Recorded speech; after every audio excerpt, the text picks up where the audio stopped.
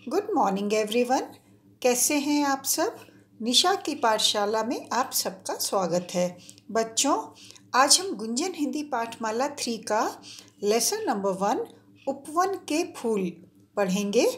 उपवन के फूल एक कविता है और इसके कवि श्री त्रिलोक सिंह ठकुरेला जी हैं। कविता में कवि ने बहुत ही सुंदर और सरल शब्दों में फूलों की विशेषता बताते हुए हमें भी फूलों जैसा बनने के लिए कहा है। चलिए अब कविता पढ़ते हैं। बच्चों, आप भी अपनी बुक खोल लीजिए और मेरे साथ साथ पढ़िए। कविता का अर्थ बताने के साथ साथ ही मैं कठिन शब्दों के अर्थ भी बताती जाऊंगी। हम उपवन के फूल मनोहर, सबके मन को भाते, सबके जीवन में आशा की किरणें नई जगाते। उपवन का अर्थ है बगीचा, गार्डन। मनोहर का अर्थ है सुंदर, ब्यूटीफुल। भाते मतलब अच्छा लगना। और आशा का अर्थ है उम्मीद, होप। तो यहाँ पर कवि कहते हैं कि फूल हमसे कह रहे हैं कि हम बगीचे के वो सुंदर फूल हैं जो सबके मन को अच्छे लगते हैं, मतलब सब हमको पसंद करते हैं। सबके जीवन में आशा की किरणें नई जगाते। हम सबके जीवन में उम्मीद की किरणें जगाते हैं, यानी कि फूल कह रहे हैं जो लोग निराश हो जाते हैं उन्हें हमें देखकर एक उम्मीद मिलती है कि आने वाली सुबह बहुत अच्छी होगी। बच्चों, यहाँ इन 4 लाइन्स में मौखिक प्रश्न का उत्तर भी है। प्रश्न है, फूल सबके मन को क्यों भाते हैं? तो आप कहेंगे फूल बहुत सुंदर होते हैं इसलिए सबके मन को भाते हैं। अब आगे पढ़ते हैं। हिलमिल हिलमिल महकाते हैं, मिलकर क्यारी क्यारी, सदा दूसरों को सुख दें, यह चाहत रही हमारी। क्यारी कहते हैं उस जगह को जो मेढ़ों बाउंड्री से बनाते हैं और जिसमें पौधे लगाए जाते हैं। सदा का अर्थ है हमेशा और चाहत का अर्थ है इच्छा, विश। फूल कहते हैं हम आपस में मिलजुल कर अपनी खुशबू से हर एक क्यारी को महका देते हैं, मतलब फूलों की खुशबू से पूरा बगीचा महकता है। सदा दूसरों को सुख दें, यह चाहत रही हमारी।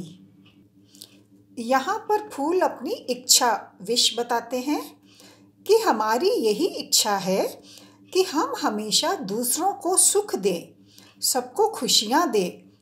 तो बच्चों, फूल की तरह हमें भी सोचना चाहिए ना कि हम भी कभी किसी को दुख तकलीफ ना दें। अब यहाँ प्रश्न खा देखिए। प्रश्न है, फूल हिल मिलकर किसे महकाते हैं? उत्तर आप समझ गए होंगे। उत्तर है फूल हिल मिलकर क्यारियों को महकाते हैं। अब आगे देखिए। कांटों से घिरने पर भी सीखा हमने मुस्काना, सारे भेद मिटाकर सीखा सब पर नेह लुटाना। भेद का अर्थ है अंतर, डिफरेंस, और नेह मतलब प्यार। बच्चों, आपने देखा होगा किसी किसी फूल के पौधे में कांटे, थॉर्न्स लगे होते हैं। जैसे गुलाब, रोज़ फ्लावर को ही लीजिए, उसमें कितने कांटे लगे होते हैं, पर वो कांटों के बीच में भी कितनी अच्छी तरह खिलते हैं। तो फूल हमसे कह रहे हैं कि कांटों के साथ रहने पर भी हम मुस्कुराते रहते हैं, यानी हम हमेशा खुश रहते हैं और हमारी महक कभी भी कम नहीं होती। तो बच्चों, फूलों की तरह हमें भी जीवन में आने वाली मुसीबतों का सामना हंसते हुए ही करना है। मुसीबतों या दुख से घबराना नहीं है। सारे भेद मिटाकर सीखा सब पर नेह लुटाना। फूल कहते हैं हमने कभी भी किसी के साथ कोई भेदभाव नहीं किया है। हमारे लिए छोटा बड़ा, अमीर गरीब सब एक समान है। हमने सबको एक जैसा ही प्यार दिया है। यहाँ मौखिक का लास्ट क्वेश्चन देखिए, फूलों ने क्या सीखा है? तो उत्तर है, फूलों ने कांटों से घिरे रहने पर भी मुस्कुराना और सभी पर प्यार लुटाना सीखा है। अब अंतिम 4 पंक्तियां पढ़ते हैं। तुम भी जीवन जियो फूल सा, सबको गले लगाओ, प्रेम गंध से इस दुनिया का हर कोना महकाओ। गंध का अर्थ है खुशबू, फ्रेग्रेंस। दुनिया का अर्थ है संसार, वर्ल्ड। अंत में कवि हमसे कहते हैं, हमें भी फूलों के जैसा बनना चाहिए, मतलब फूलों के जैसा ही जीवन जीना चाहिए। जिस तरह फूल बिना किसी भेदभाव के सब पर अपना प्यार लुटाते हैं, उसी तरह हमें भी सबके साथ प्यार से मिलजुल कर रहना चाहिए। प्रेम गंध से इस दुनिया का हर कोना महकाओ।